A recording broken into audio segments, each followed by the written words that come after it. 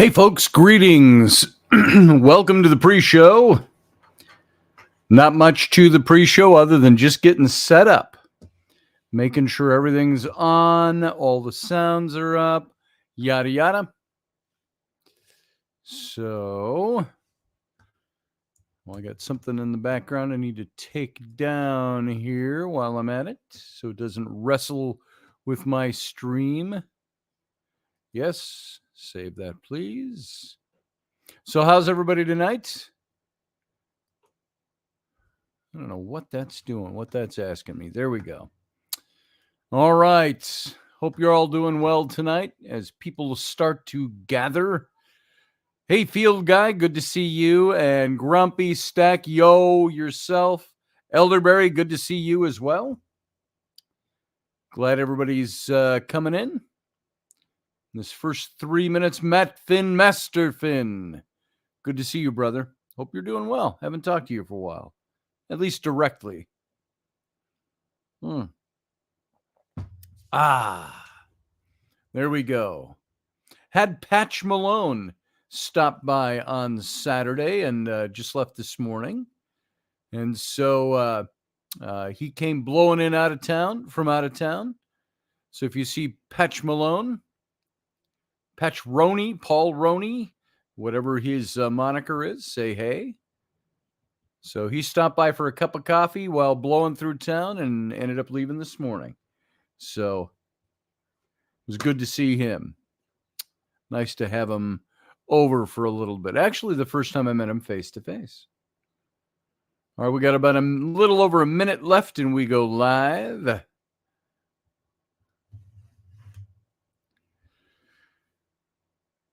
How's everybody today in this pre-show setting? Hope you're doing well. See about 8 people in here so far. Only a few of you with your faces and your names up, but welcome everybody that's here. Glad you're making it in. Keep in mind at about 45 seconds after the top of the hour here, we will go dark and we go out to the radio station and you stick around in the YouTube chat and we'll be back there for the captain's cabin afterwards. Here we go. We're going to go dark. Stay.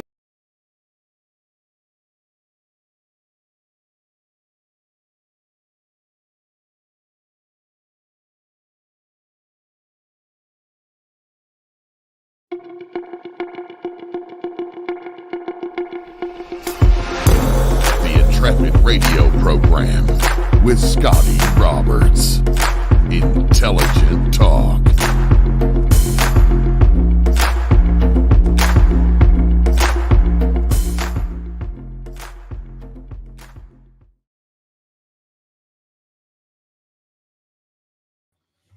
Hey folks, happy Monday. Welcome. It's the beginning of the week. I'm your host, Scotty Roberts. This is my show, the Intrepid radio program, right here on subspace.radio, where you can hear the show in its audio format. You can also go over to my YouTube channel and join the fellow Intrepids over in the chat room, and you can see this in video simulcast.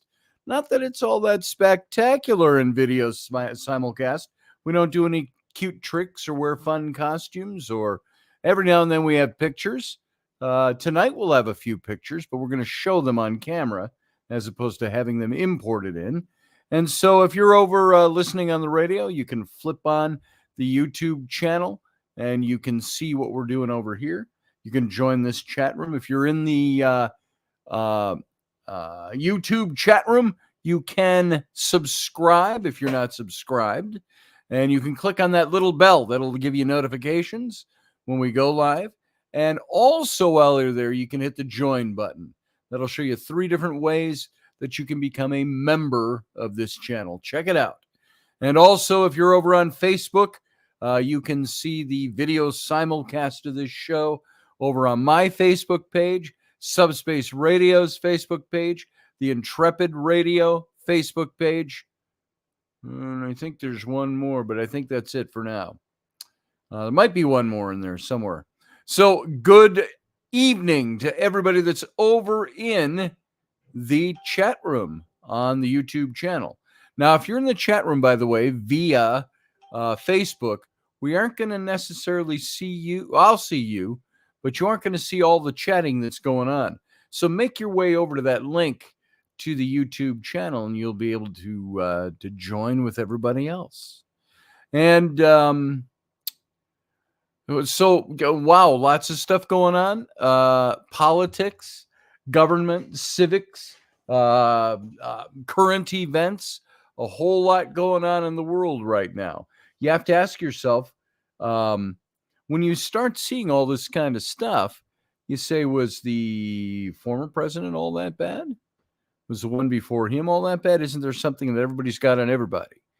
And so everybody's got a problem. But the problem I find is all the hypocrisy that's out there, all the double standards that are out there, all the political game playing that's out there. So if you get caught up in that, that becomes nightmarish.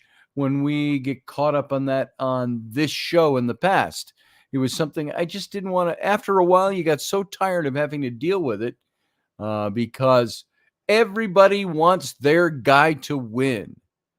And guy being a generalized term I'm using. Everybody wants their person to win. And if they voted him in, that person can do no wrong.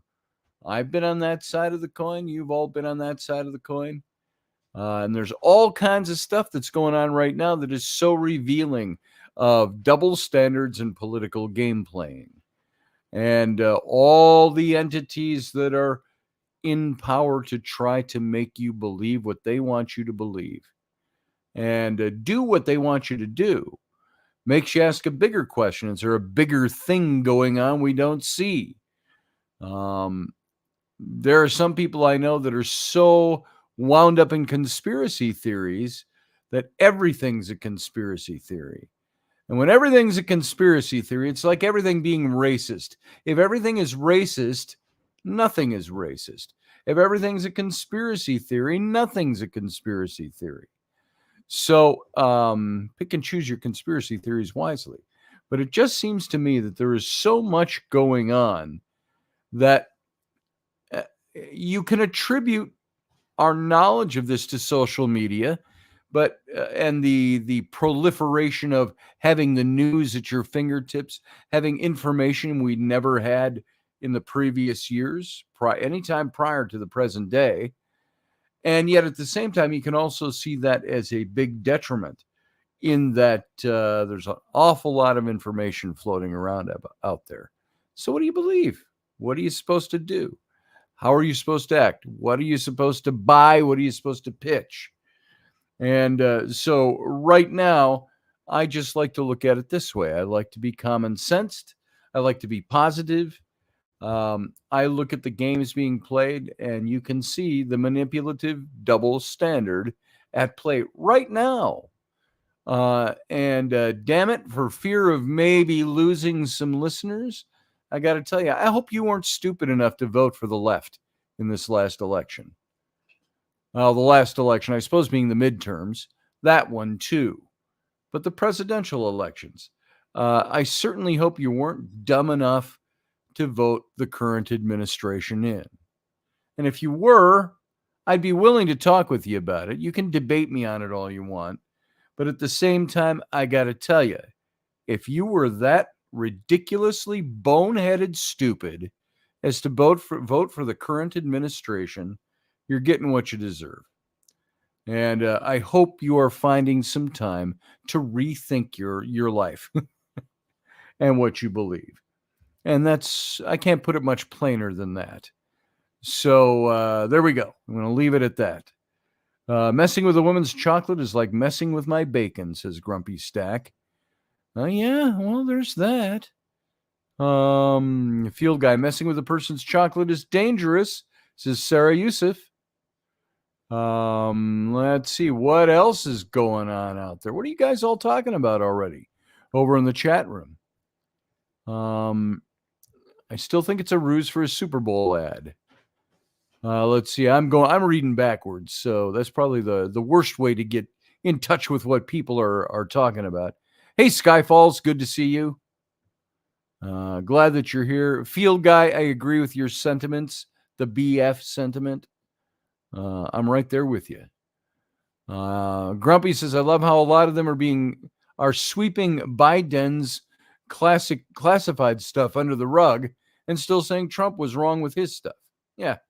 Well, that's about the only way they can say Trump was wrong, was by trying to eliminate the wrong, the identical issue in the Biden administration and with Joe Biden.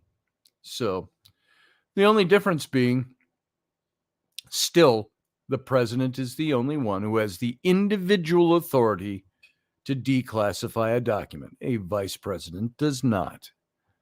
That gives you a big difference right there. So you're talking about Grumpy Stack tires. That's like chocolate to a woman?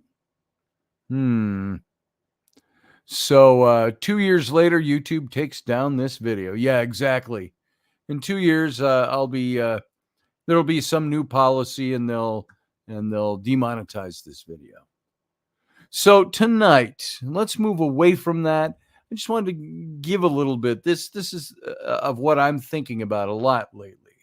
And this stuff is very bothersome to me that's going on out there. And you've got to ask yourself the question, if I'm bothered by it, what can I do about it? What's the next step I can take? What ought I be doing? How should I be voting? How should I be wanting to see our government run? And so you got to ask those questions, folks.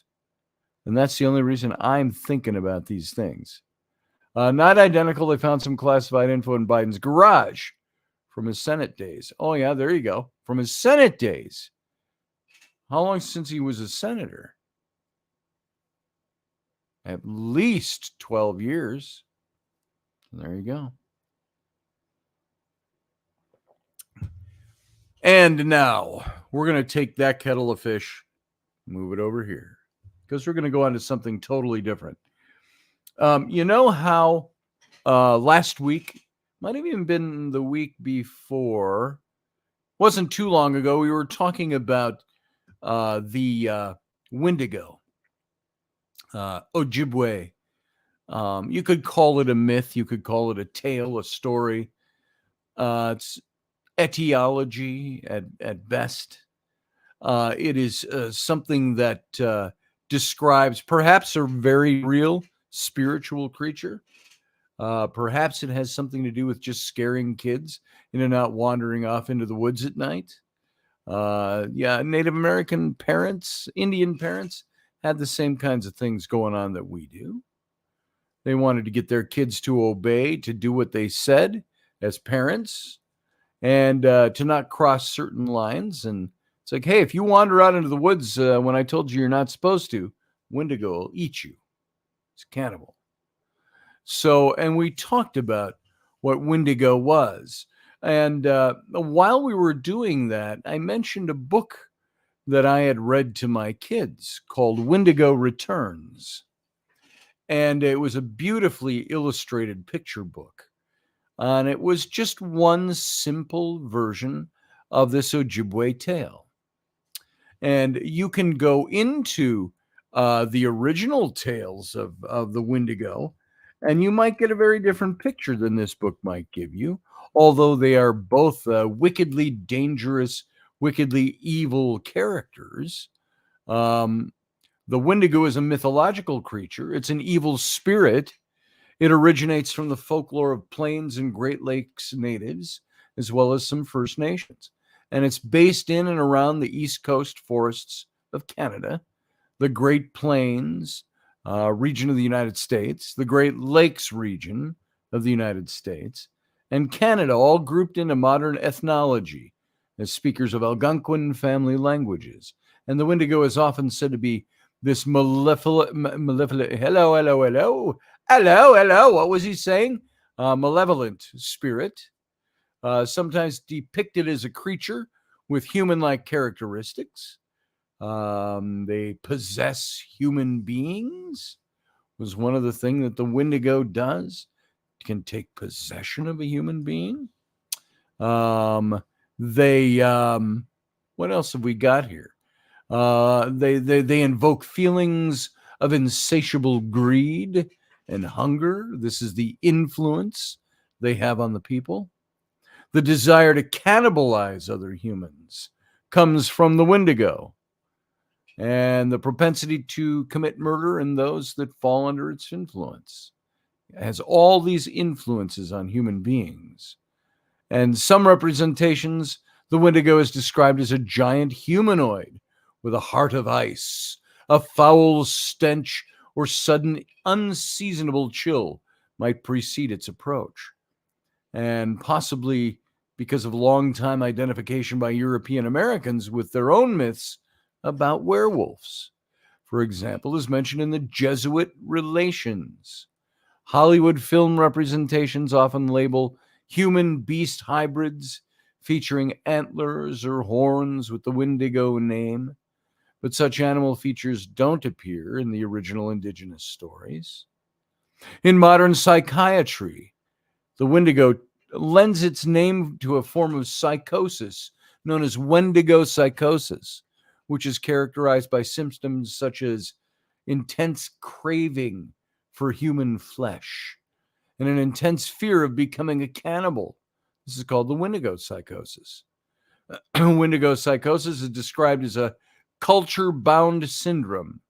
In some First Nations communities, other symptoms such as insatiable greed, destination of the environment are also thought to be symptoms of Windigo psychosis. And the etymology of the word is it appears in many Native American languages. It has many alternative translations. The source of the English word is the Ojibwe word Windigo. And in the Cree Nation, it's Witiko, also transliterated Wetiko. Other translations include all these different variations: Windigo, Windigo, Windigo, Windigo, and they're all different spellings. Windigo, Windigo, Windiga, Wendaga, Windigo, and so on and so on and so on. And so many, there's 20 more of those. And so a plural form, Windigoeg, is also spelled Windigoeg or Windigo, or yeah, and just different spellings of the word. And the Proto-Algonquin term has been reconstructed as Winetkowa, which may have been owl, may have meant owl. And so there's all kinds of parallels throughout the native tribes. And folklore is very strong, and I'm going to get into a little bit of folklore tonight. And I want to get some of this understanding of what we're talking about before I go too deep into the story itself. But the Windigo is part of the traditional belief system of a number of Algonquin-speaking peoples, including Ojibwe, Saulteaux, the Cree, the Naskapi, the Innu. And although descriptions can somewhat vary, common to all these cultures is this view that the Windigo is this malevolent, cannibalistic, supernatural being. And they were strongly associated with the winter, the north, coldness, famine, and starvation.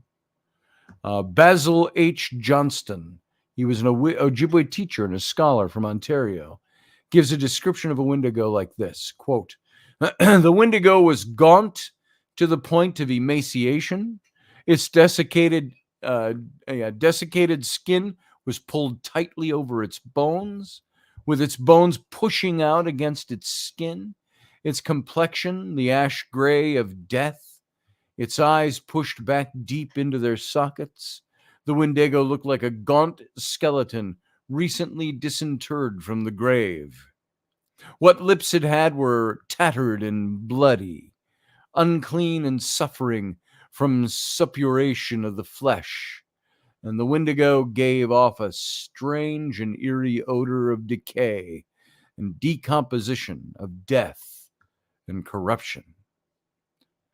So in Ojibwe, Eastern Cree, West Main Swampy Cree, Naskapi, and Innu lore, Windigos are often described as giants that are many times larger than human beings. a characteristic absent from the myths in other Algonquin cultures. And so whenever a Windigo ate another person, it would grow in proportion to the meal it had just eaten, so it would never be full. It kind of happens around here sometimes. Tell you the truth. We grow in proportion to the meals we eat. Therefore, Windigos are portrayed as simultaneously gluttonous and extremely thin due to starvation because it's never satiated. The Windigo is seen as the embodiment of gluttony, of greed, and excess. Never satisfied after killing and consuming one person, they're constantly searching for new victims. And a Windigo need not lose the human powers of cognition or speech, and in some depictions may clearly communicate with its prospective victims or even threaten or taunt them.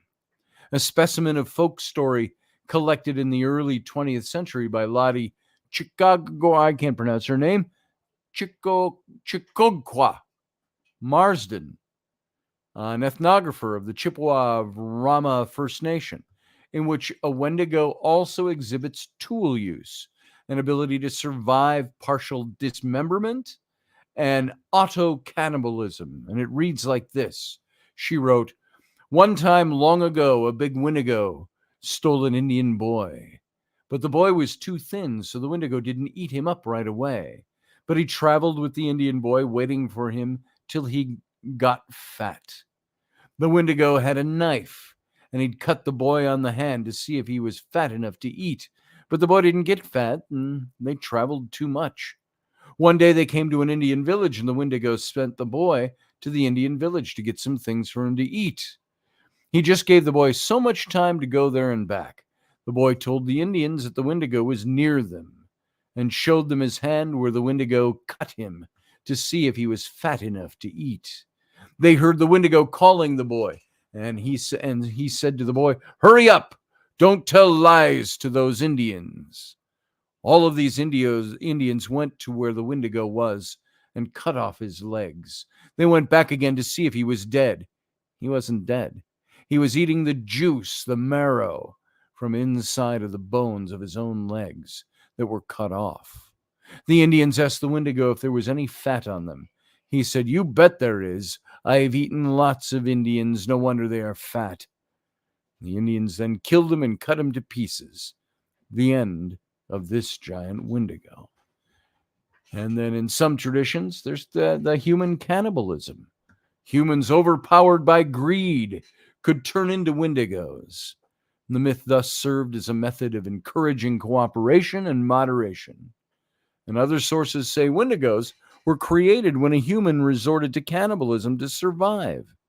Humans could also turn into Windigos by being in contact with them for too long.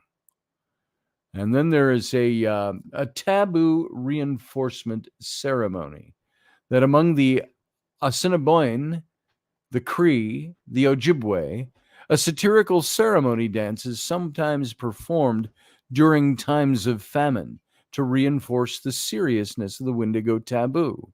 And the ceremony known as, now here's a word for you, this will rival some Welsh city names, Windigo Kanzimoen. Windigo Kanzimoen. With way too many double consonants. And that was performed during times of famine and involved wearing masks, dancing backward around a drum. And the last known Windigo ceremony conducted in the United States was at Lake Windigo of Star Island of Cass Lake, within the Leech Lake Indian Reservation in northern Minnesota. And that's right up here. That's where Rainey's stepdad is from. He's from the reservation up around Leech Lake.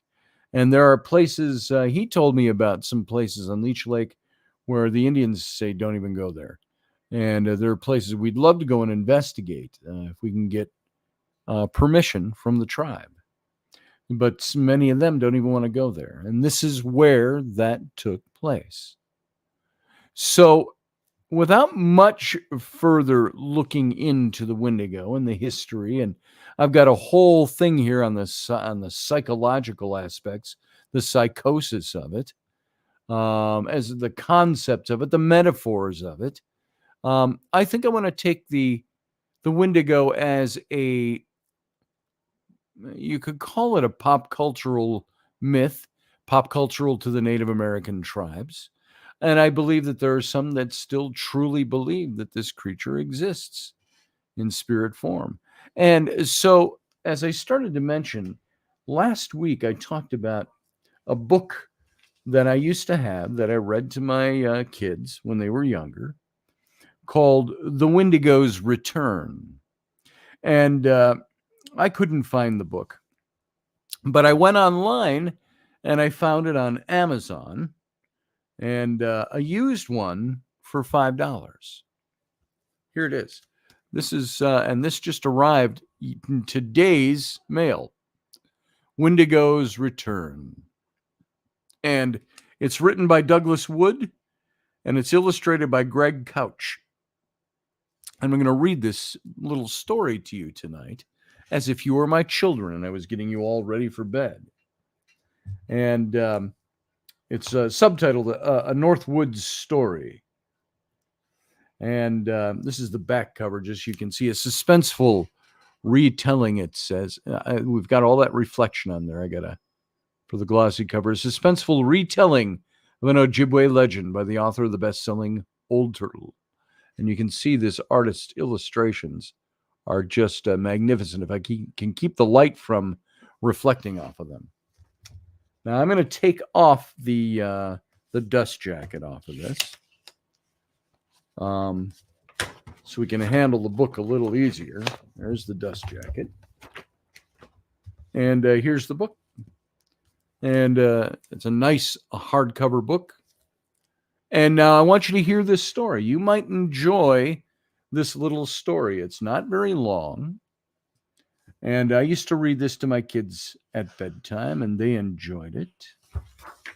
Windigo Returns, a Northwoods story by Douglas Wood, illustrated by Greg Couch. And I'm going to tell you just a little bit. In the beginning here, there's the author's note. And he says, the Ojibwe term Windigo is still found throughout the great Northwoods, usually in place names like Windigo Lake, Windigo Island, Windigo Road. But few people nowadays have any idea of what the name actually means. It was in the woods of northwestern Ontario many winters ago that I first heard a version of this delightful tale told by a white-haired Ojibwe and Anishinaabe woman. Since then, my travels and readings have led me to many variations of the same basic theme, echoing through the ancient oral traditions of northern Native American cultures, from the East Coast to the Pacific Northwest. Windigo tales often took place during the winter months, winter moons, he says. This particular story employs a multi-seasonal approach. And then he's got a little pronunciation guide for the Anishinaabe, the Minigizes,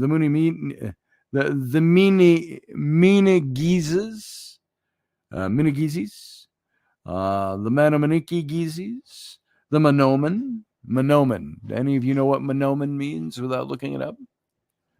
Manoman was the rice. We have places here like Menominee, which is not far from here, half-hour drive from here.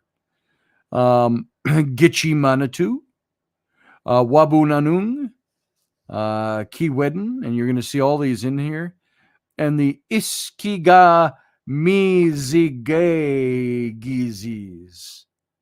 Gizis are all these different seasons. You heard several of those words ended with that. So let's start this. Once long ago, in the days of the grandfathers, something strange happened in the Northwoods, the land of the Ojibwe.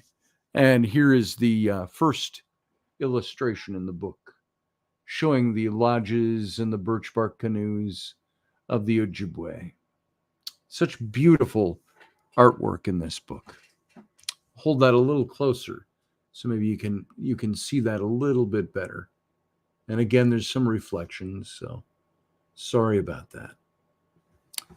So it's once long ago in the days of the grandfathers, something strange happened in the Northwoods, the land of the Ojibwe.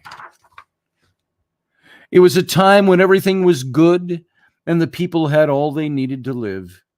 Summer brought Minigizis, the blueberry moon. There was golden sunshine and just enough rain, so the berries grew plump and juicy. The fishing, too, was good, and no one went hungry. Later, as the nights turned cool, came the Manominiki Gizis, the rice-making moon. This was the time of the wild rice harvest, the gathering of Manomin. Along the shallow shorelines, the stalks were heavy with grain, and the people gathered it gently into their birch bark canoes. They offered prayers of thanks to Gitchi Manitou, the Great Spirit. No one could remember a better time until one day when something strange happened. And here's the blueberry moon, and here they are gathering the Manomin, the rice, in their birch bark canoes, and you can see something strange happened. You see that shadowy figure in the background.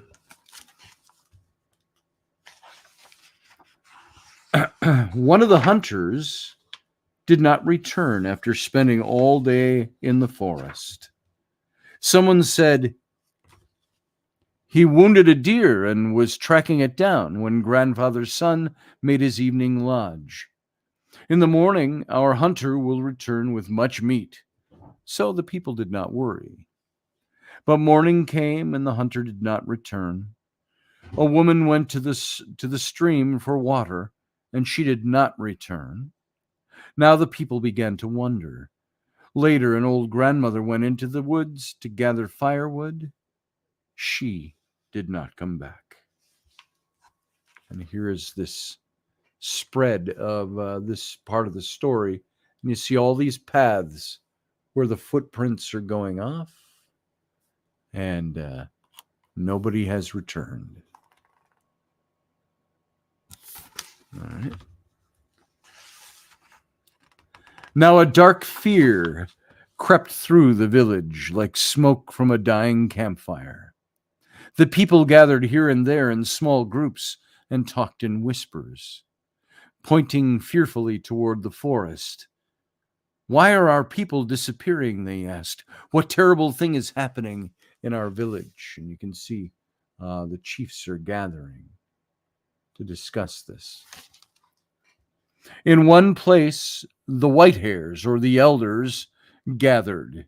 They had seen many winters, and their hair had turned white like snow. That's it. I've seen too many winters, by the way. As they talked to the disappearances, a white hair named Wabus began to remember a story he had heard long ago when he was very small. In the old story, people disappeared without a trace, never to be seen again. As Wabus talked, his memory became clear, and suddenly he knew. He knew that there was a Windigo in the forest, and that the Windigo was eating the people. This is what the white hairs, the elders, began to surmise as a result of his story.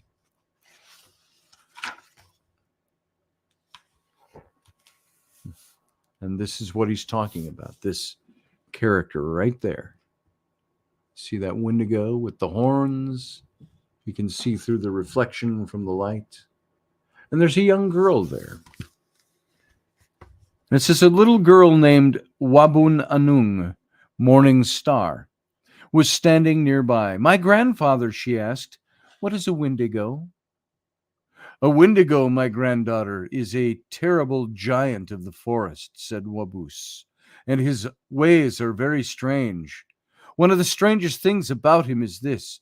You might be out in the forest sitting down or walking or gathering firewood when you hear a sound. Trump, trump, trump, the great heavy footsteps of the Windigo. You might turn around very slowly to see what it is, or you might turn around very quickly But no matter how slowly or how quickly you turn, you will never see the Windigo. This is because he has the power to turn himself into anything he wants. A boulder, perhaps, or a birch tree, or an old stump. So you never know where the Windigo is until he has you. And by then, grandfather or granddaughter, it is too late. Morning Star listened with wide eyes, and her mind was full of questions, but words would not come. Waboose stroked her hair tenderly. "It is all right, granddaughter. We will think of something," he said with a smile. And there's the Windigo out in the forest.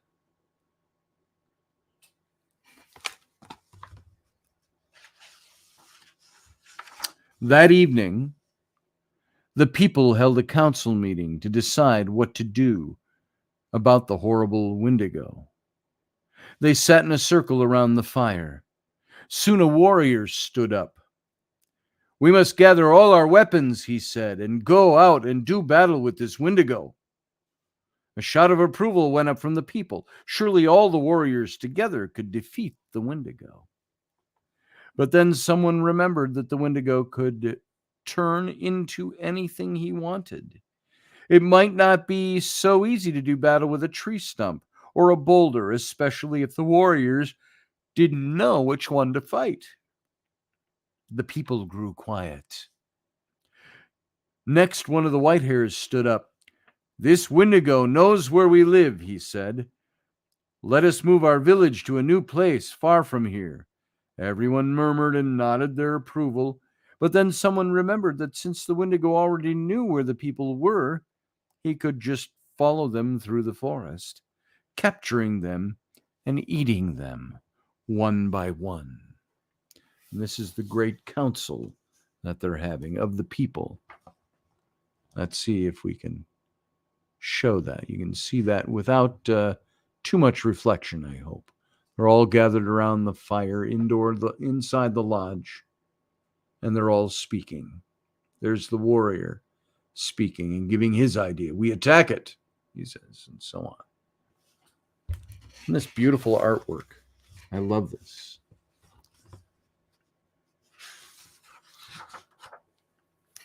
Again, everyone fell silent. Not a word was said until, far to the back of the council ring, a little girl spoke up. It was Morning Star. I think we should trap him," she said. The people roared with laughter. What a fine joke that was. A little girl thinking of trapping a Windigo. But when the laughter died down, someone asked, "How would you do it?" "We must go far into the forest," answered Morning Star, "and dig a deep pit. In the bottom of the pit we will place some venison, and all around the venison we will put birch bark and logs and sticks. Then we will cover up the pit with long grass and leaves so the Windigo cannot tell that it's there." There is Morning Star, and there she is, speaking up in the great council of the people. Some of them laughing at her, but she had the courage to speak up inside the great lodge.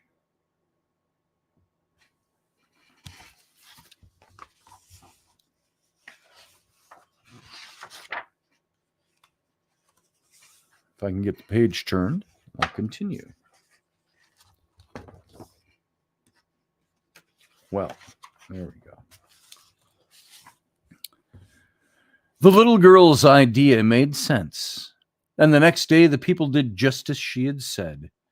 By nightfall, the pit was ready. Everyone hid in the forest behind the trees and the bushes and waited for the Windigo to come. Deep in the middle of the night, when it was very dark, they heard a sound. Tromp, tromp, tromp. The Windigo was coming. Then another sound, sniff, sniff, sniff, sniff. He was smelling something, the venison that they'd left in the pit, or else he was smelling the people. No one could be sure.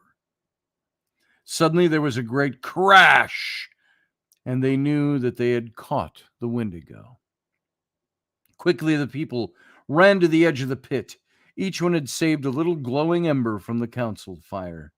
Now they threw the embers down into the pit, and the birch bark and sticks and logs began to burn. Soon a great fire was roaring in the bottom of the pit, and the Windigo began roaring too, screaming and howling in anger.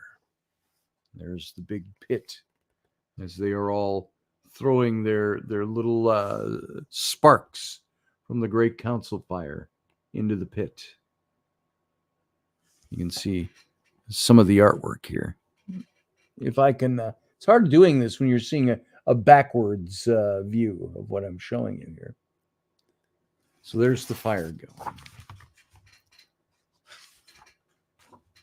The people were frightened, and they ran back to their hiding places. Later, when it was quiet, they crept to the edge of the trap. They looked down, and there in the fiery pit was the Windigo, and he was furious. There he is, folks, burning down in the pit of fire, and he is furious. "I'll get you all for this," he roared as he shook his great fist. "I'll come back again and again and again, and I'll eat you and you and you and your children and their grandchildren forever and ever." Terrified, the people fled once more into the forest. This time they waited a long, long, long, long time, until there were no sounds at all coming from the pit. Then finally they sneaked up very, very slowly. They looked into the pit and saw nothing. There was nothing there but a pile of ashes, all that was left of the terrible Windigo. A pile of ash at the bottom.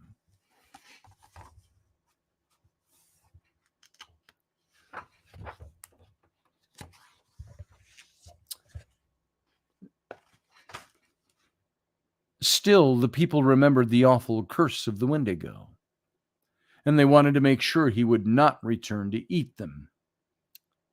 As he had promised, "Gather the ashes," said Waboos, "and take them to the top of the high hill where the night winds blow." The people did as he said, and when they reached the top of the hill, they threw the ashes high up into the air. The night winds blew the tiny ashes, scattering them all over the Northwoods, and the Windigo was no more, gone to the land of shadows. And this is where they went to the mountaintop and spread his ashes out on the wind.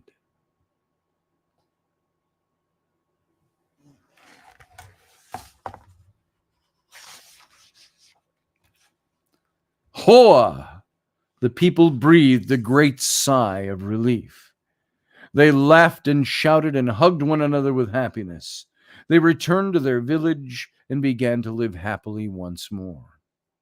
The autumn nights grew longer and the mornings white with frost, and the people moved to their winter hunting grounds. The Windigo did not return. Later, Kiwidin, the north wind, came blowing his icy breath through the long, cold moons. The snow piled in deep drifts, and the lakes froze like flat, smooth stones, and the Windigo did not return. Then came, here's the long one, folks, Ishki Gazamizgi Gizis, the maple sugar time.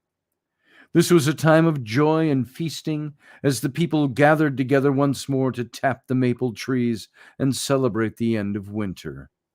Soon after that came the budding seeds time and the warm blush of spring, the flower moon. The people planted corn and pumpkin and squash, and still the Windigo did not return.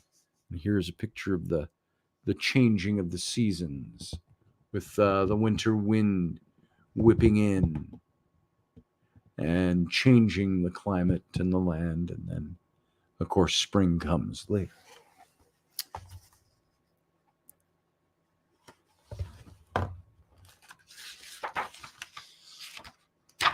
In fact, the people had almost forgotten about the terrible Windigo. Then one day in early summer, 3 of the people sat by a lake fishing. It was Morning Star and her little brother, and Waboose, the old grandfather. "Ah!" shouted little brother suddenly, and struck his arm. "Oh!" cried Morning Star, and slapped the back of her hand. "Aye!" they both shouted as they swatted themselves here and there. And there's the 3 of them sitting by the water, and they're all slapping. They're all getting, something's going on.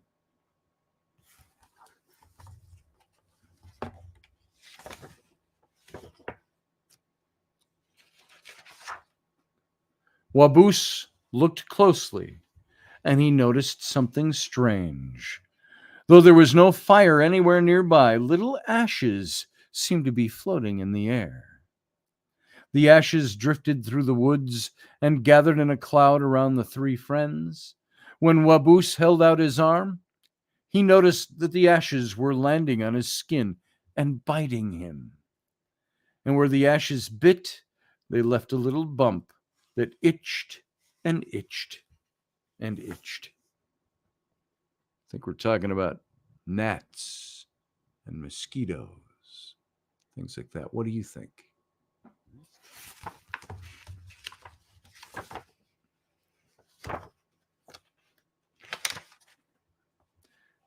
It is the Windigo, grandfather, cried Morning Star. He has come back.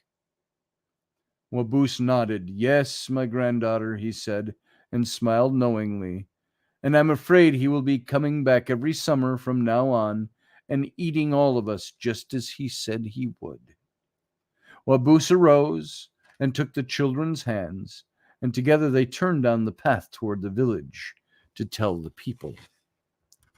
And there he is, taking his grandchildren's hands, and they're wandering back down the path, scratching his back as he goes, and they go to the village.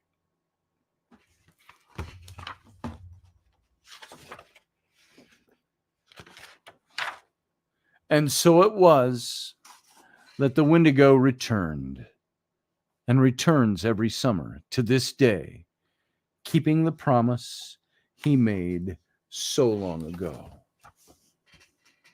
And there he is, made up of mosquitoes, coming to eat the people forever and ever. And that, my friends, is the Windigo's return. I thought a nice little story, retelling an old mythological tale, and beautifully illustrated. So you might want to go see if you can pick that up if you like it. That's a beautiful book. That's the kind of thing I would love to be illustrating, a book like this one. I think that would be very neat. And I love his style. So again, there's the cover illustration. That's Morning Star and the Windigo right there in front. The Windigo's return. So there it is, bada boom. I hope you enjoyed that. We've got a few minutes left of the show, and so we could carry on a little bit more with the story of the Windigo and some of the stuff about Windigo. Maybe I can find a little tale of the Windigo that we might be able to read here. Let's see. Fill in the last few minutes of the show. And let's see. All we do know, he was just a legend of the Americas, certainly. And the Windigo was called the flesh eater of the forests. He was gaunt to the point of emaciation, his desiccated skin pulled tautly over its bones, with its bones pushing out against its skin, its complexion the ash gray of death, and its eyes pushed back deep into their sockets. Oh, this is Basil Johnson Ojibwe, that we had read a bit of his account earlier on tonight. In Minnesota's Northwoods, the forests of the Great Lake region and the central regions of Canada are said to live a malevolent being called a Windigo. And it's also spelled different ways. Windigo, Wendigo, and so on. We went through some of that. The creature might appear as a monster with some human characteristics, or as a spirit who is possessed, who possessed a human being and made them monstrous. It's historically associated with cannibalism and murder. The creature has been known among many of the tribes. The Algonquin legend describes the creature as a giant with a heart of ice, sometimes, and it's thought to be entirely made of ice. Its body is skeletal and deformed with missing lips and toes. And the Ojibwe describe it as a large creature as tall as a tree, with lipless mouth and jagged teeth. Its breath was a strange hiss, its footprints full of blood, and it ate any man, woman, or child who ventured into its territory. And those were the lucky ones. Sometimes the Windigo chose to possess a person instead. And then the luckless individual became a Windigo himself, hunting down those he had once loved and feasting upon their flesh. And some of these things we've already covered. These are just different stories. In 1861, a Jesuit document stated this: "What caused us great concern was the intelligence that met us upon entering the lake, namely, that the man deputed by our conductor to summon the nations to the North Sea, and assigning them a rendezvous where they were to await our coming, had met their death the previous winter in a very strange manner. These poor men, according to the report given us, were seized with an ailment unknown to us, but not very unusual among the people we were seeking. They are affected with neither lunacy, hypochondria, nor frenzy, but have a combination of all these species of disease, which affects their imaginations and causes them a more canine hunger. This makes them so ravenous for human flesh that they pounce upon women, children, and even upon men, like veritable werewolves, and that devour them voraciously without being able to appease or gut their appetites. Ever seeking fresh prey, the more greedily, the more they eat. This ailment attacked our deputies, and as death is the sole remedy among these simple people for checking such acts of murder, they were slain in order to stay the course of their madness." So there you go. There's some of the stories, just some of the tip of the iceberg of some of the stories that are out there of the Windigo. What do you guys think of this? What do you think of stories like these? Are these just like our stories of Dracula or vampires or the mummy or the werewolf, the wolfman, lycanthropy? Is this another culture's explaining the same things? We have cultural tales that go way back into European culture, Eastern European culture, several centuries, maybe to 1,000 years or more. I think there's truth in it all, says Michelle Canham-Free. There you go. I love these stories too, Elderberry. I think there's a lot to them. Lon Chaney was real, field guy. Yes, he was. Lon Chaney Jr., that is. His father was, he got what he knew from his father, Lon Chaney Sr. So it's a mythical character, says Brenda. Is it a myth or is it a fact? Is it documented This is very fascinating. I think it's documented not in the way we might want to prefer it to be documented in our culture. Scientific methodology, recording, finding footprints, finding bones, finding whatever. I don't think it's documented in that sense. I think the only way you find this documented is the various tribes, the many tribes that all tell repeating tales of these things. Now, does that make it a fairy tale? Like Hansel and Gretel and the Witch in the Woods, who had the gingerbread house and would cook you along with other children to eat?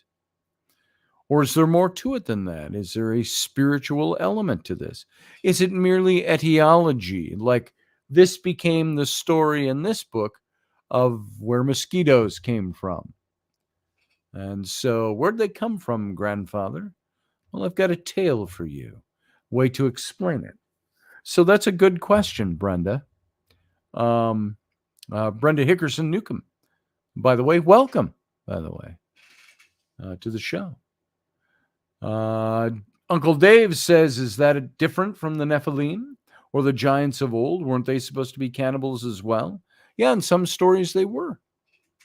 So some stories they would take 350 sheep a day to feed one Nephilim. Well, if that were the case, I think that's a little exaggerated. You'd run out of sheep pretty soon, especially if there were a whole race of them. So, yeah, there were the great ones. I think while they talk about the Windigo as being a giant of a character, I don't think it's the same type of characters, but I think that they are all the types of mythology that we get out of our cultures that try to explain certain things away. Instead of being parented by archangel types or Elohim, like the Nephilim, they are birthed by a human who becomes a cannibal. So that's very interesting when you think about it.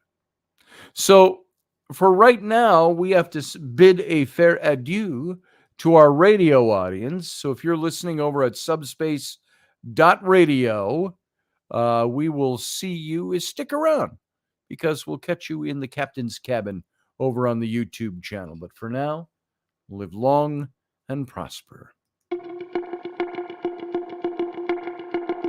Join us every weeknight at 9 p.m. Central Standard Time, 10 p.m. Eastern. The Intrepid radio program, a Scotty Roberts Productions broadcast.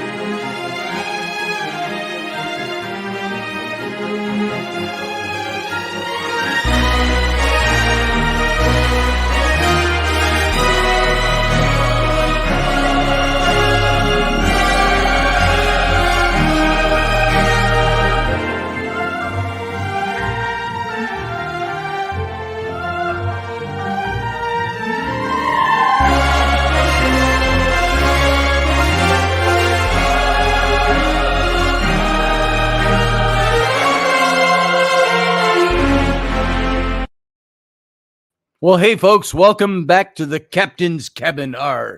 It's thusly named by you, my listeners, and this is the time where it's kind of the after show. We were talking, when did we start this? Over a year and a half ago, the Captain's Cabin? We were talking about, why don't you do a longer show? And I said, well, that's because it just takes too much time. And I was going 5 nights a week back then. And we said, well, let's just do a little after show maybe. Instead of going 2 hours or 3 hours a night, let's do a little after show.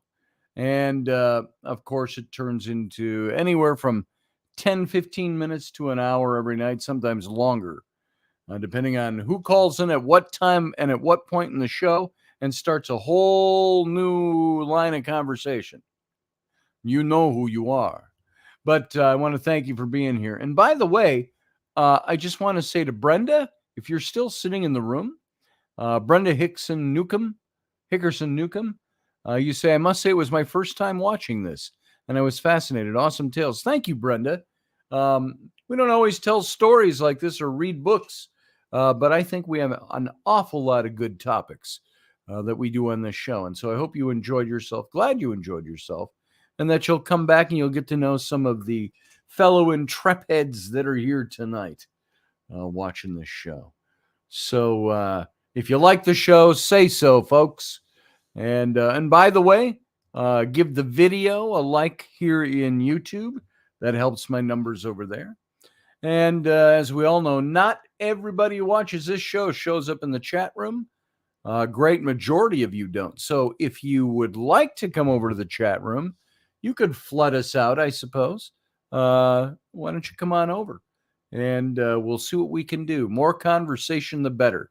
And now during the Captain's Cabin is a time where you have the ability to call into the show. I can't say that we take everybody's calls all the time. We just don't have time for it. But we do add you to the stream, like Field Guy right here. Field Guy drinking a beer while he's watching the show. Drinking a beer. We got yeah. the Stella. I thought that was a Stella just by the green bottle and the white label. Yeah, how you doing, I don't drink Fieldy? too often, but once in a while. It was in the fridge, right. And I said, why not? Hell yeah, why not? So what's going on over in your neck of the woods? Let's see.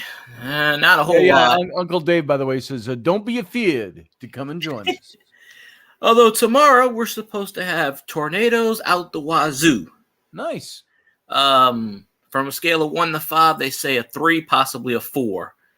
So, yeah, I'm gonna be in an not empty building. I'm gonna be 2 buildings down from where I usually work at because they're still remodeling. Yeah. So I just sit there for 8 hours and get paid and just look at the ceiling. Nice. For another few days. While the tornado's going on outside. So. I think they said from 3 o'clock tomorrow night. No, I think it's supposed to start tonight. Either tonight or tomorrow night. And then go all the way, like tomorrow's supposed to be 50, 60 mile an hour winds. By the way, thank you, Elvis. He says, smashing the like button. Oh, yeah, I shared your stream. Thank you very much. Yes. Don't be insulted. I don't do you well.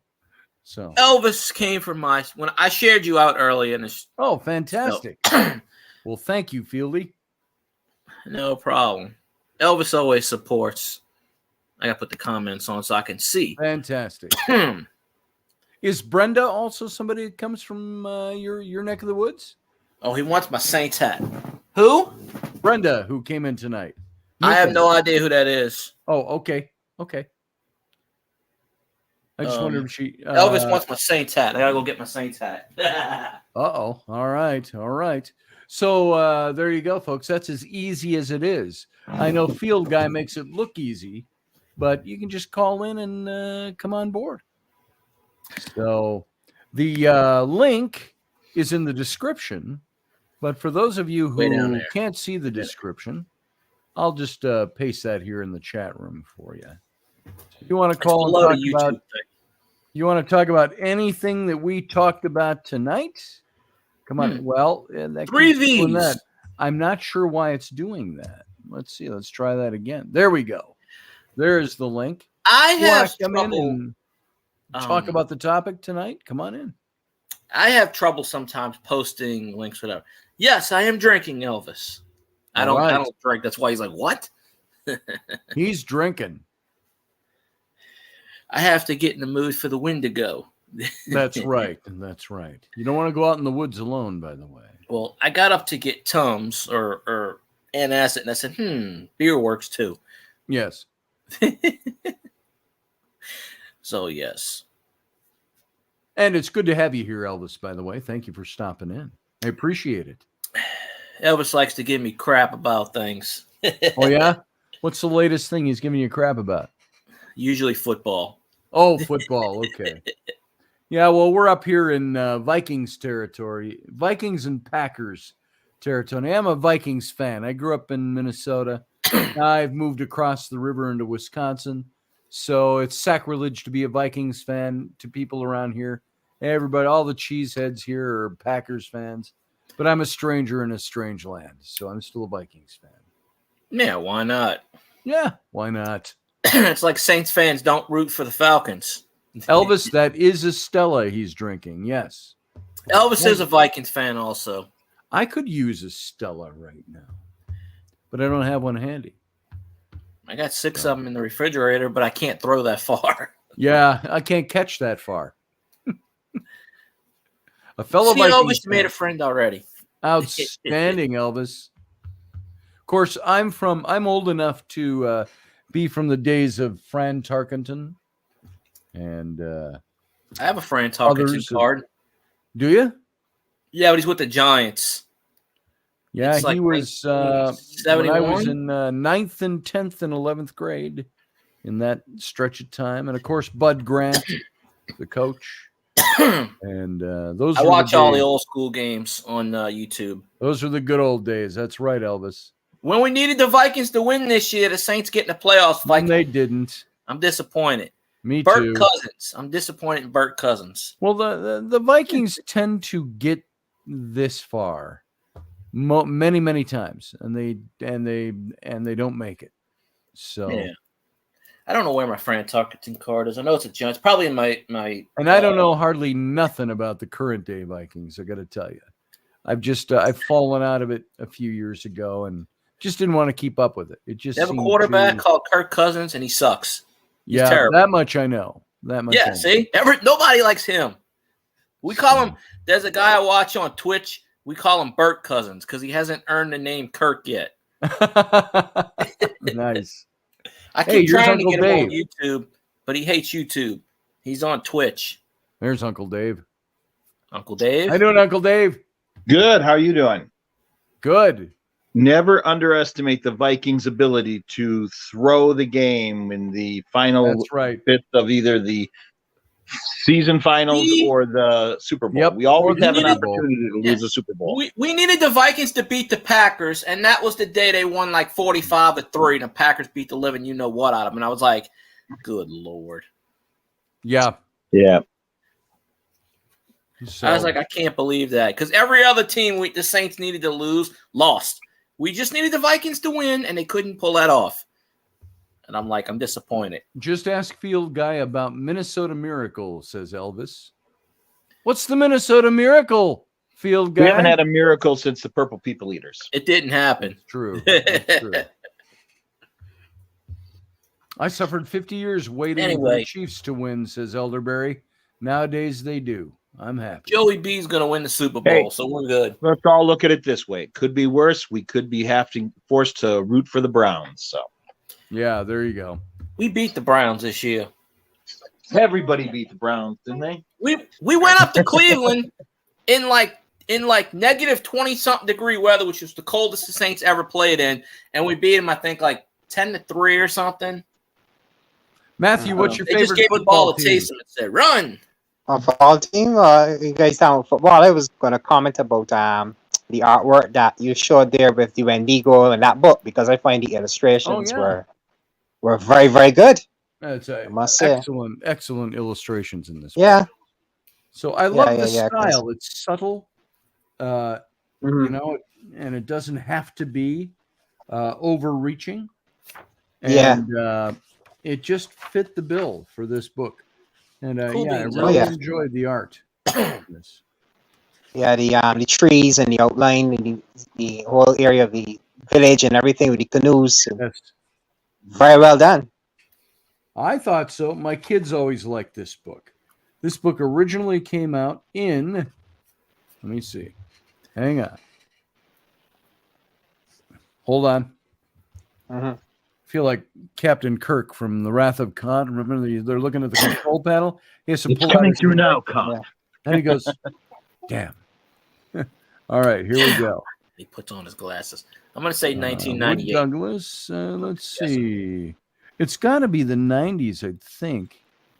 Well, maybe the early 90s. I don't know. Simon Schuster. Bud was a great coach. He's one of the best. 1996. That was close. I went over, though. Oh, cool. Very Bud good. was such a great coach. He's still loved today by kids who had never seen any never of his even games. knew him. Yeah. Yeah. Mm-hmm. But the Windigo is not something I'm too familiar with because I know He think has I've his heard of own that. suite at the stadium. Who's So that? what about the Windigo, Matthew? No, I was saying that the Windigo is a phenomenon I never heard really about. I know about Sasquatch and Bigfoot and all those things, but not the Wendigo. That's a little new for me to hear That one's about. pretty close to home here because, like I say, my wife's stepfather grew up on the reservation up at Leech Lake. Yeah, and his family's all still up there. And it was Pat is his name, and Pat told me about some island there that's out on Leech Lake that they will not go to. The members of the tribe will not go there. And it's kind of one of those mysterious places. And I said, I wonder if that would be worth going out there to do an investigation of some kind. No. sounds interesting. Because if they won't go there, why should we go there? Because we'll have special equipment. No, I think it would be worth investigating. If you took an elder with you and you could go out there. I love that answer from Dave. No. We've come to town to investigate this haunted hotel. No one in the town goes near that hotel. We all cross the street and walk around it. It's like, well, we're going to spend the night there. We'd like you to lock us in. It's like, would you lock us up in there, please? Oh, my God. So. That'd be a sleepless night, boy. Anita Palmer's back. She said, sorry to leave. Facebook keeps shutting down. I have problems with Facebook. I can't watch Morning Coffee with KB without shutting down on me. Anita, if you can, come on over into the YouTube chat room. Join if you leave Facebook, just follow the link and come on over to the show over on Everybody YouTube. should leave Facebook. Just join the YouTube. Yes. What the hell is Facebook? And then you can come in and you can chat over here. No. Sarah Yusuf says, I will investigate all the 5-star hotels just to be thorough. Oh, concierge. I found nothing at the Waldorf Astoria, but I'm going to stay one more month just to be sure. Just to be sure. You had a pretty good discussion with Delaney when you did Ghost Night on Friday. Yeah, we were talking about the Abraham Lincoln because my father got a book that he got in his Dale Carnegie course in the life of Abraham Lincoln, and it doesn't mention about the Dakota Wars where that Lincoln was, had to make a hard choice in hanging those, the Indian warriors that were hung, and so and that's a part of Abraham Lincoln you don't usually hear about too often. Yeah. So because she seemed to think go that back in time and experience some of the parts of history we don't know about. Dave, what do you think about that? Because we hear the stories that are written down and the accounts that are passed on to us. What about all that stuff? And you could probably read the whole account. I used to say this about like the life of David in the Bible. I said you could read the whole life of David in the Bible in an hour. But the guy lived into his late 70s, possibly his 80s. So what did he do with all that other time other than what you see written down? There's a lot of stuff out there. I'd love to go back or wish there was a way to find out all the missing pieces. Look at the things we do with our days, our daily day. I look at today, and I had so many different things I was working on today. I was on this project and that project and that project. A couple of them all under the umbrella of one person. And then Rainey came and needed me to rush and do something. Then I had to go drive my daughter somewhere. Then I had other things to do. Tomorrow I got to drive up north again. And I look at all the stuff that we have that are side by side, end by end. I did Kenny's morning show this morning. I'm doing this show tonight. Is he still in the captain's cabin? And all these different, you look at how a day gets strung together. And then he's hoping to be back tomorrow. 65 of those together for a period of however many years you live. And then say, how long would it take to read my memoirs? A day? Marcus Aurelius. Marcus Aurelius, yeah. And look at his meditations. So let's see. Sarah Youssef says, still not back? Who are you looking for? KB. She's talking about KB. Yeah. He's going to be back tomorrow morning. He said he might be a couple of days this morning and maybe tomorrow. And he was feeling like he might be back in the saddle. And then I got travel plans came up for tomorrow. So I got to get out of here tomorrow morning. So I said, you up for doing it? And he said he'll put on his best show as he can. So and do subtitles. Subtitles, yes. So, Dave, you be sure you're there. You call in and give him a hand. And I will. Well, if you're up and around. I'm going to be on my way to Wisconsin super early in the morning, but I can call in from the car. Cool. And I might do that too. I might see how we're set up in the car tomorrow and for driving. And also, what else was I going to say about that? Oh, Kenny B. Folks, if you don't know about it, go to Morning Coffee with KB. Kenny Ballos, and you just go find him there's no special place to find him. He doesn't do the radio show like we do. He just broadcasts live from Facebook. So go over. And if you're going to call in, you got to be on a tablet or a phone. It won't work from your computer. You can't. That's why it shuts me down. Laptop, it goes. It shuts me down in 2 minutes. And so, who shuts you down? When I view it on my laptop, it shuts it down. Yeah. I have this monster of a phone, which I haven't searched on yet, but it's a beast. Yeah, I got something very similar, I'm sure. So then I got like 4 phones.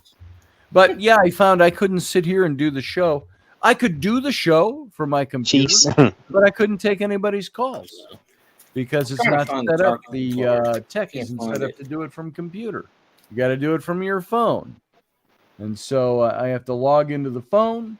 And I have to, that's the only way I could talk on Facebook and then take live messages.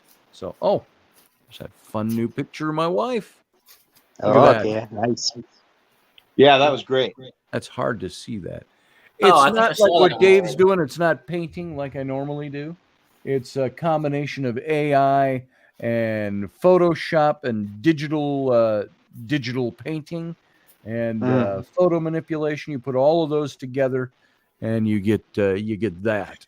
So, which is really hard to see. Hello. That was a nice loud bang, huh? There's a new movie. I don't know what that was from. Go ahead. There's a new movie that is just made called Megan. It's about this little girl. She lost her parents, and apparently the aunt of this little girl decided that she would make her like a robotic toy for this girl so that it would fill in that void, But later on, as the story progresses, the girl has emotional attachment to the toy itself, but it gets in a way where that the android develops a mind of its own. I do believe I've seen this movie. It's a very it's a fairly new hair. I only saw it a few days ago, but I tell you, it really has it's really hard really to detach her from it, and then it tends to menace everybody that gets in its way. So I think it was carrying a message about how AI can have a mind of its own if you don't be very careful with it. Yes. Yeah.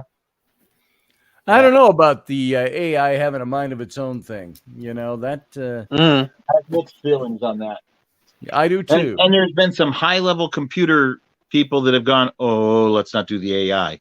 Let's walk away.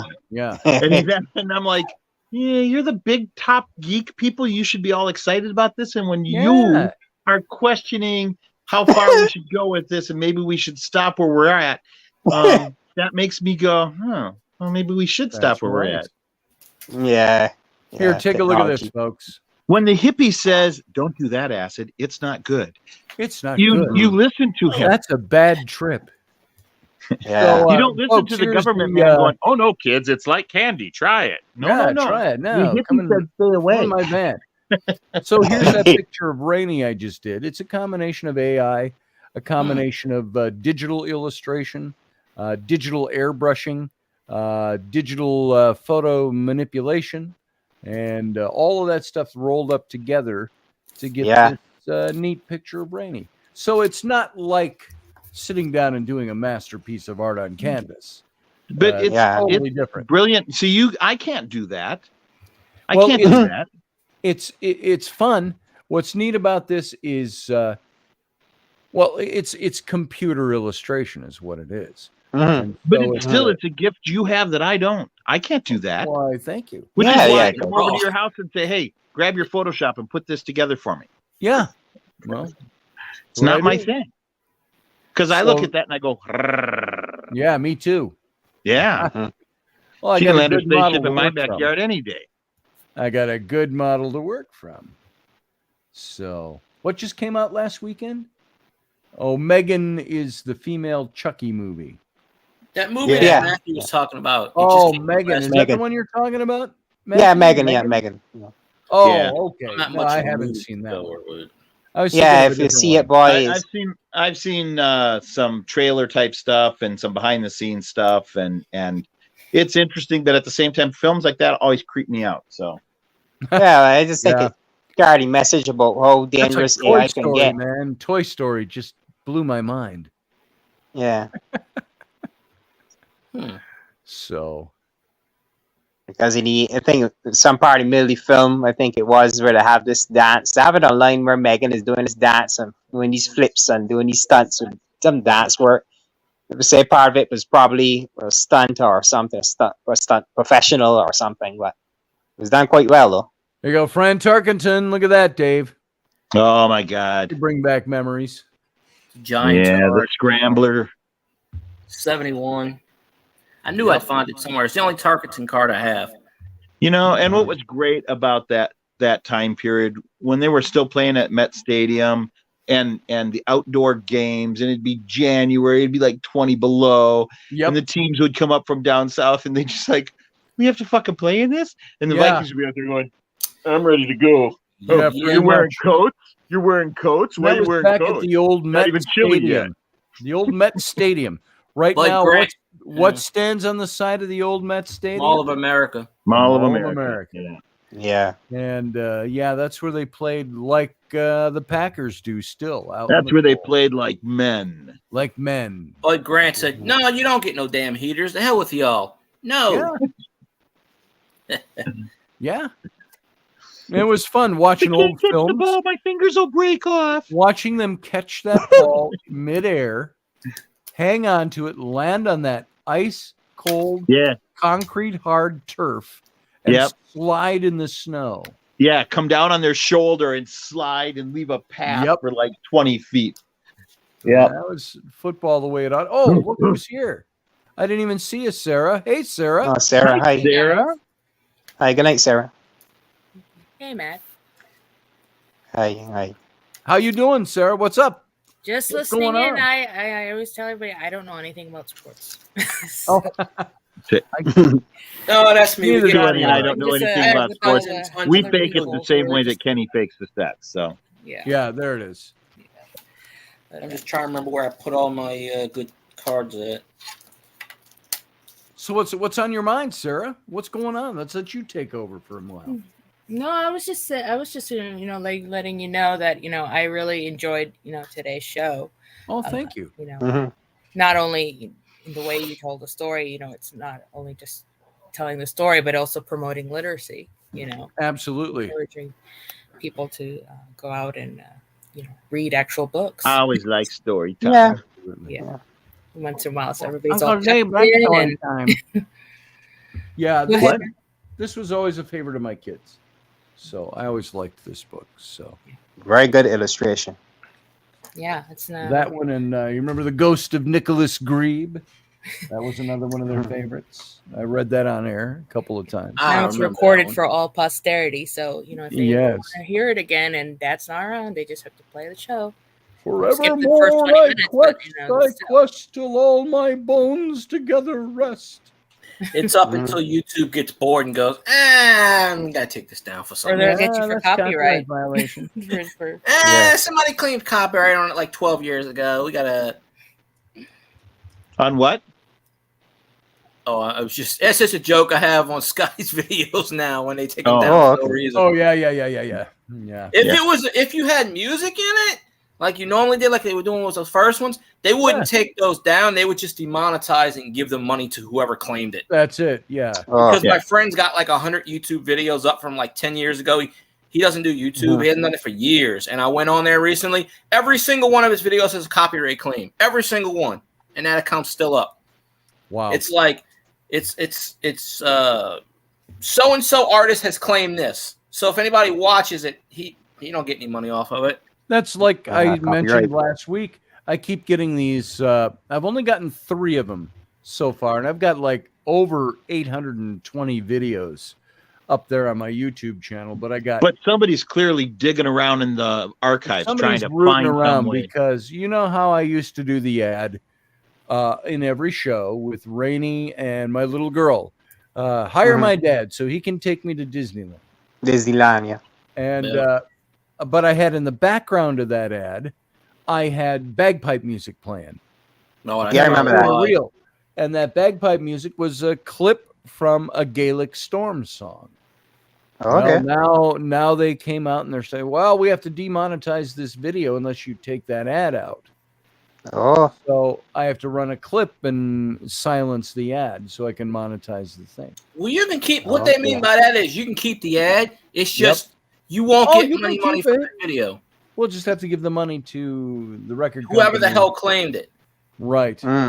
And whichever music piece claimed it, they'll say, okay, they'll just get whatever you make for it. With $1.50. And I suppose like, that's here you go. fair to a certain extent, but it's like I'm using a piece of music on a platform where that music is also available. Anybody can listen to it wide open. Nobody has to pay nothing for it. But if I use it from YouTube on my show on YouTube, then it's a copyright violation. Well, you know they got the monetization. What's that, Sarah? It's because of the monetization aspect. Oh yeah, it's the monetization. Right. And of course, monetization is nice for the sheer fact that it's like today. We got a deposit just today off of this radio show for $221. It must be the 23rd. $221 is spread over 2 months because I had set the parameters. Don't send me a payment if it's under 100. And so, last month we did $87 and then whatever the difference is, 130, 140 in January. They're not supposed to let you cash out unless you have 100. Yeah, that's what it is. Yeah, you have to have 100.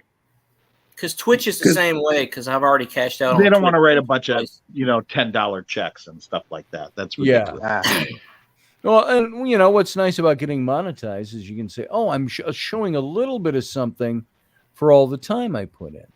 And now I would do this for free as a hobby, but I got to make a living too. So when I do both of those things, how dare you? How dare you try and make a living? Yeah, how dare you? It's nice to say I'm pulling a little bit of something off because that helps. That's why everybody should donate to the PayPal because if you super chat, YouTube takes 35% right off the top, and then you don't get that for a month. Yep, and you don't see it for a month. So actually, Leslie put $50 in the other night. I said, "Thank you very much."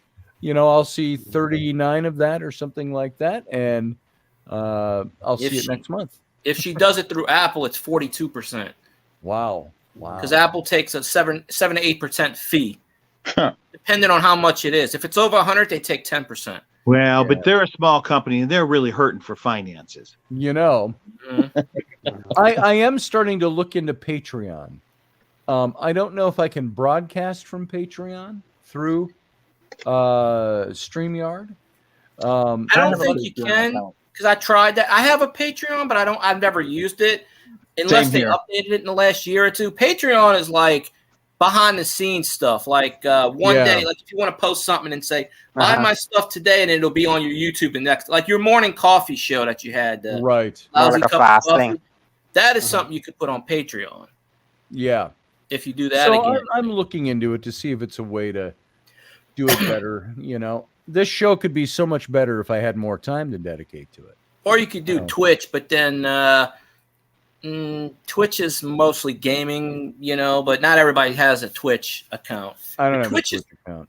Twitch is mostly for gaming, but like I said, but I mean, it's so easy to get. They call it affiliated. It's really easy to get affiliated, like within. Hey, Born Flippy has a good idea. My friend Rick Church. Here you go. How about we just send Scotty a personal check straight through the mail? Is it not okay to just go old school? Hey, I'm all for it. I have checks from a canceled bank account. Sure. People still use mailboxes. I haven't used checks, and I don't know. You could send me a note, but guineas. There's more jingle to guineas. Isn't that a line from Rob Roy? It sounds like these big tech companies are the modern day Windigo. Yeah. Use that. When our esteemed former president, he tried to get rid of Prop 230, and that's why he got banned from every single social media platform known to man. Donald Trump. I ain't said that. You didn't hear me say that. I'm trying to not get the video demonetized. Yeah, you say the T word, they'll say it on my video. Oh, I'm not I saying just saw anything. something today on what platform was I looking at? Was it some platform? Oh, was it Amazon? No, it couldn't have been Amazon. It had to be YouTube. Because I was paying for my my YouTube Plus or something, whatever they call it, premium. And it said something about there was a certain topic it mentioned at the beginning of this email, and it said, and by the way, do not talk about this. Do not have callers call into your shows about this in different words. This will not, you can't say anything about this or you'll be demonetized. Probably about the current stuff right now. Probably. I mean, I'm no, not it wasn't monetized. it wasn't about the Biden docs. It was about something else. So I was wish I could that remember what it close. I was that close to getting monetized, and then they took away my hours, so I had to start over.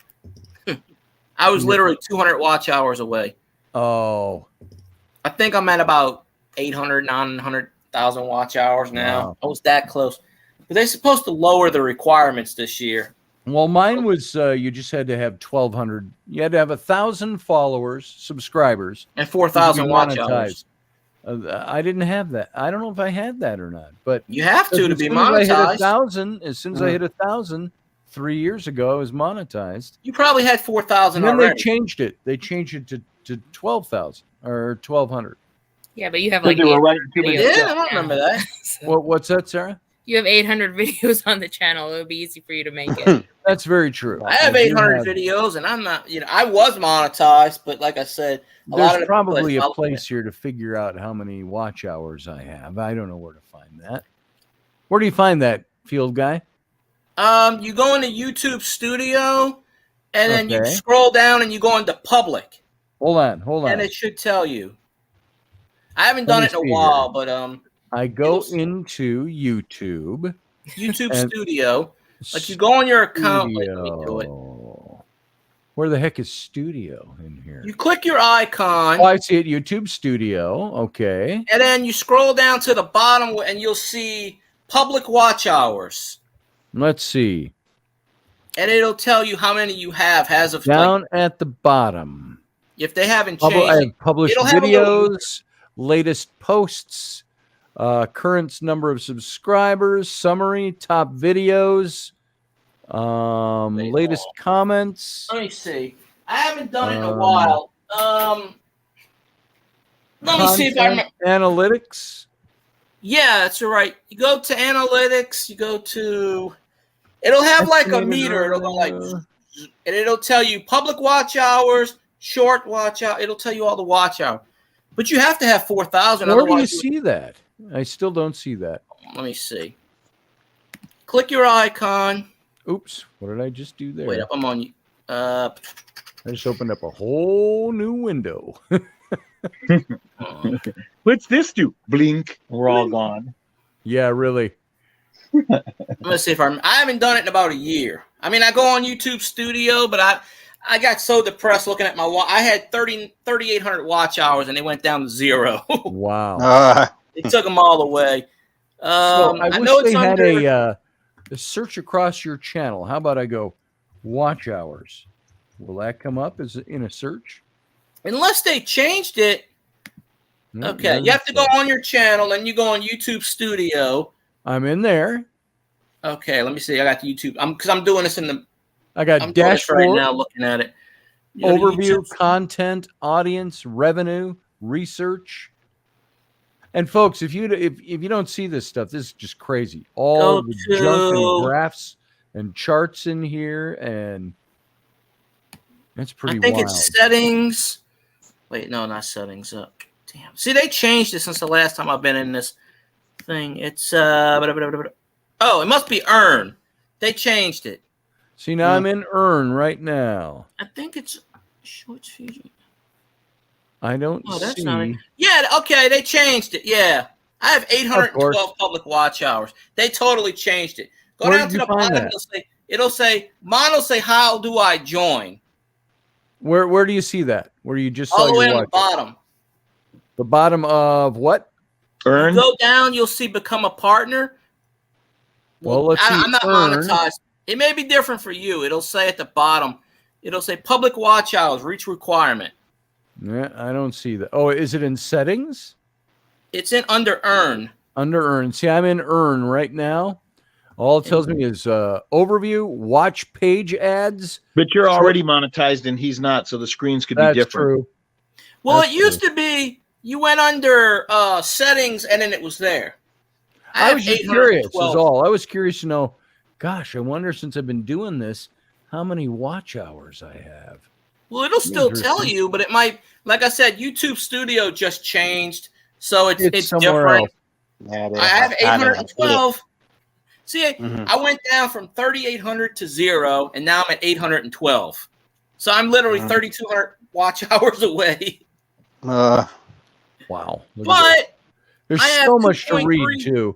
It's not like you can just go in and it's user-friendly and you can click on this, this, and this and make that happen. A bit complex. No, it's like reading an encyclopedia to go over here and figure out anything. Okay, there I'm on StreamYards. I gotta put my thing.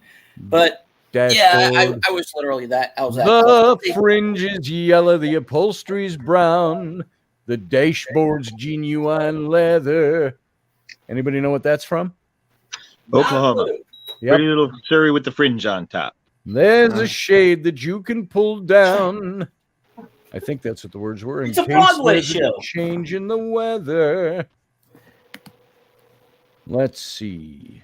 I'm still looking for watch hours because I just want to know watch time in hours.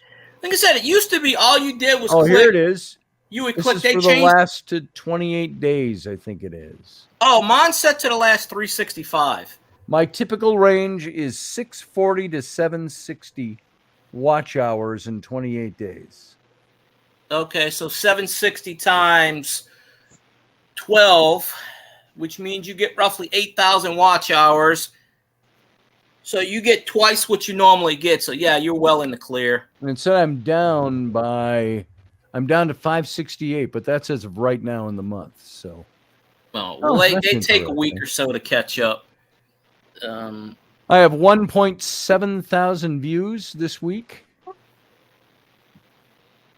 No, that has to be last week because this is only Monday.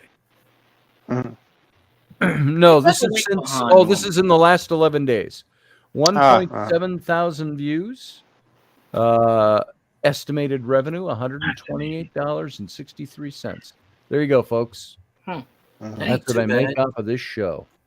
I should do some advertising on this show. Sell some. Well, if you since you're monetized, if you make short videos, the shorts, if you earn 10 million views in whatever time, they give you like so much money. Yes.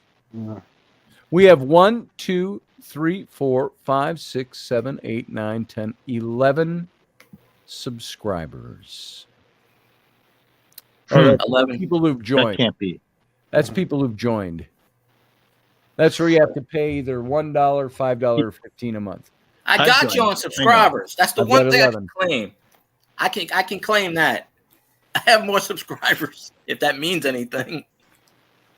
So I have almost that's all 1,700. interesting stuff. It's cool to see. Thanks for that, by the way, Born Flippy. Rick Church.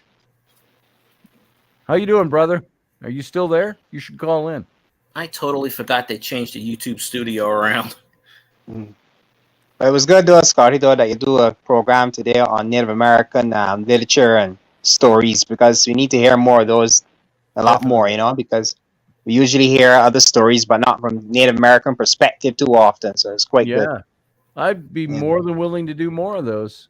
So. Yeah, because I find with Native Americans that they have a touch with nature and everything around them and so on.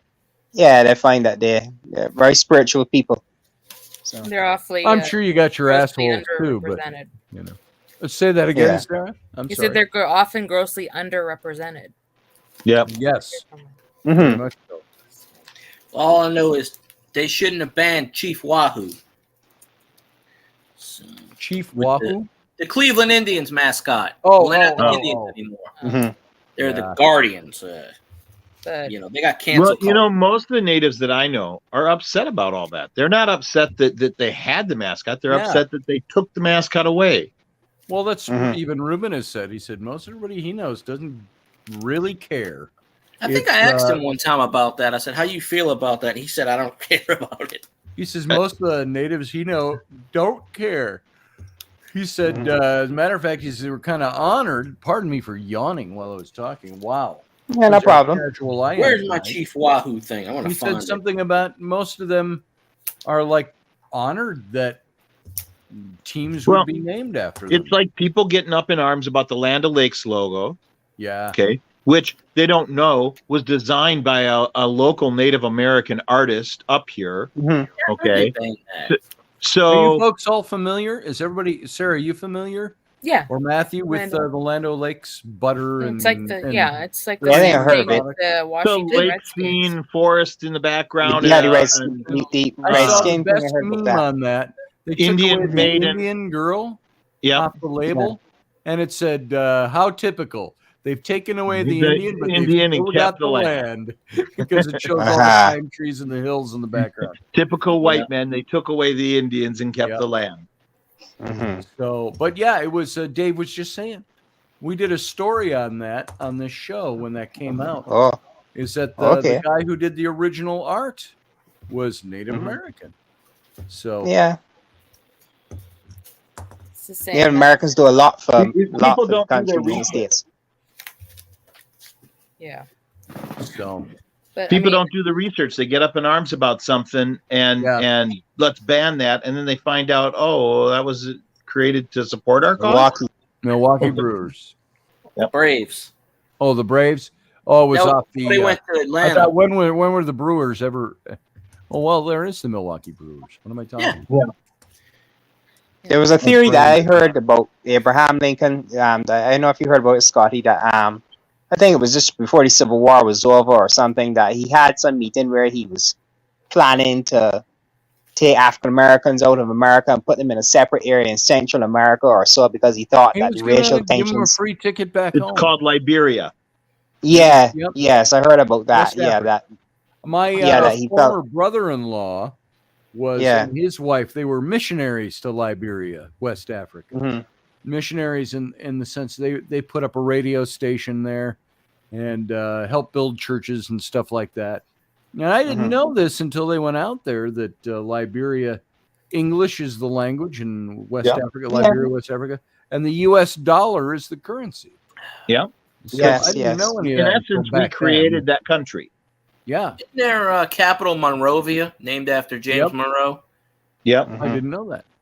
So the premise was, we are sorry that you were brought here, and if you don't want to stay here, you can. We'll give you free passage back to Africa. We'll set up a country based on our Constitution and all that, so you can have the freedoms and be home. And a lot of people took them up on that. So part of the thing, when these people are saying reparations, I'm like, we gave reparations. We did that back in the 1870s. It's called Liberia. Get on a plane and go. Yeah. There it is. Yeah, I know. Even here in the Caribbean, they've been talking about reparations about England and the slave trade.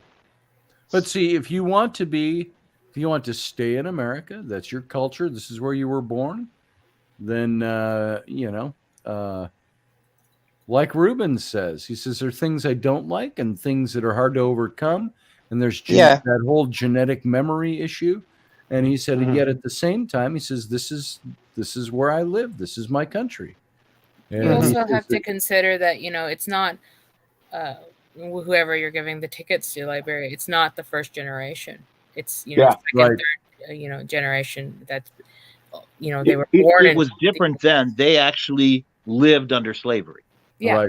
Right. So, but would you rather live on something that you know than, than go into, I don't know if it takes courage or knowledge or, just having overall fear of facing somewhere into the unknown and starting all over again. I mean, that's the same immigrant dream. Thing. I mean, it's the same thing. You're just doing it in reverse, I know, because the Portuguese were, I think they were the earliest ones in the slave trade itself before the English, anybody got into it. Portuguese started first because there was this lady in Africa called Nzinga. She was queen of Angola, and she had to actually fight the Portuguese off just from stopping them from sending her people from Angola to Brazil. They had a lot of slave plantations down there in Brazil. So, that was back in the 1500s, I think it is. There you go. Somewhere I have I don't even know how I got this. It's a big, wood burn of Abraham Lincoln's face. Oh, wow. And it's on a big, I don't know how I got it. I've had this thing for, I think my grandpa gave it to me. I've had it for 30-something years. I've had it since I was 10 or something. Boy. I don't know where it is, though. I haven't seen it in a while. But it's about a big, it's like a big freaking portrait thing. It's wood burned. And I don't know how authentic it is. I don't know if it's old. I don't know if it's a reproduction. Sure. Because there's a story about, because there's some stories about Abraham Lincoln's birth that are mysteries. Because there's one that I saw where that his father, Thomas, and Nancy was having problems giving birth. And then a strange lady called Sarah Barr, I think that was her name. She came as a nursemaid, and she came to help Nancy give birth to Abe Lincoln and so on. And then, they asked her what she can be paid for her services. I don't need any money. She just said, just name the child Abraham. So, and then Nancy had told Thomas to go and help her or see her, tell her, have a good afternoon or for helping us giving birth to Abe. And thing is that when Thomas Lincoln went outside, he didn't see anybody at all. And then the Reverend came the next day and came and paid him a visit. And he had told the Reverend about this lady called Sarah Parr or something who helped in delivery of Abe Lincoln. And the Reverend actually told Thomas that Sarah was killed in a riding accident a couple of weeks back. So he just couldn't believe it. Because he said that she came and helped Nancy give birth to Abe Lincoln. So I've been trying to research it online to see if there's credibility to it because it sounds very amazing there. Yeah. I've heard that that. before, I just that one. Watched a nice Daniel Boone documentary. It wasn't a high buck or anything like that. It was. I watched it on YouTube, and that was interesting. It was. It's always interesting to hear some of the history, and as it differs from pop cultural history that we heard about Daniel Boone. So they gave Abraham Lincoln's birth a type of a meaning to it when I saw the information of that story. Because Nancy Hanks didn't live too long. She died when Lincoln was about 7 or 8. Then Thomas Lincoln, he remarried and so on. That's how Lincoln began to read a lot of books. And so he and his father then had a very warm relationship always. His father, his father was more like a hard worker with Lincoln, like his books and things like that. Yeah, before he became a lawyer and moved to Springfield, Illinois. Yeah. Right. Well, I'm going to do this. If you can't tell by my yawning uncontrollably tired while on air, I'm going to call this show for the night. Mostly because I'm not going to take it anywhere else. I had a good time with this book. We'll just show it up. Yeah, it's a very good book. Windigo's Return. It's an illustrated, it's a kid's book. It's telling the story, but it's a beautiful little book. And it kind of falls in line with a lot of the things we've been talking about when it comes to Native American culture. And I love that illustration right there. So, really cool. So, very pretty book. And very well very done. peaceful. I want to find out a little bit more about it. And we'll have more like that coming up, I'm sure. Tomorrow night, well, not even nighttime, daytime, we've got Robertson at 4 o'clock Central, 5 o'clock Eastern. That's with Wendy Roberts out of Sutton, Surrey, outside of London. And she joins us at 10 o'clock London time. What's that? Mm-hmm. I'll be watching it on this thing. That little tiny flip phone? I watched it last week before I got. You can watch it on that thing? Wow. Yeah, I got internet on this thing. I just can't type in the chat. Because by the time I get home, you're almost. Reminds me of the oldest cell phones. Yeah. Right. Because I don't have. That'll be tomorrow at 4 Central, 5 Eastern. The secret building has no internet. It's two stories. It's two buildings down. It's got no internet. It's got no access. This is the only one that's got internet. So I was watching it last week. I told my boss. She goes, "What are you watching?" Because she kept hearing your voice, and I said, "Here," and I went like that, and I said, "That's the guy that I watched on YouTube." Because we were talking about, he is sure good looking. We were talking about Ghost this morning. No, that's Dave. Wait till Scotty comes on. Me and my boss, we were talking about Ghost this morning. I said, "Oh, here," and I went, "This is what I was watching," and I went on there because I had one of your shows on there. I said, "That's the shit channel I'm watching." Nice. Get him hooked. She might go on there. I don't know. Tell him you got enough hours of shows in my archives to play every day, all day long. So there you go. There it is. That'll work. All right, folks. So I'm going to let all you people go. Matthew, good to see you. Sarah. All right, take care. Thanks for your contribution. Sarah, same to you. Thanks for being here. Sure. As always. Glad you made it in. Eventually. Have a good night. Thanks. And Uncle Dave, we'll see you later, brother. Love you. All right. Talk Take it easy. Soon. Field guy, you have a good night. Thanks for coming in. Sir. I appreciate you being there and just hanging. Yes, all sir. Right. So I'll see you next time. All right, folks, that's it. That's all we got. We're done. I'm going to call it quits, and I'm going to go to bed. I've got that draggy kind of tired going on where I blink and my eyes just feel like lead bricks. So I think I'm going to go remedy that by going to bed. So I appreciate all of you being here. I appreciate the time that you give me and everything you do for me. And so until next time, live long and prosper.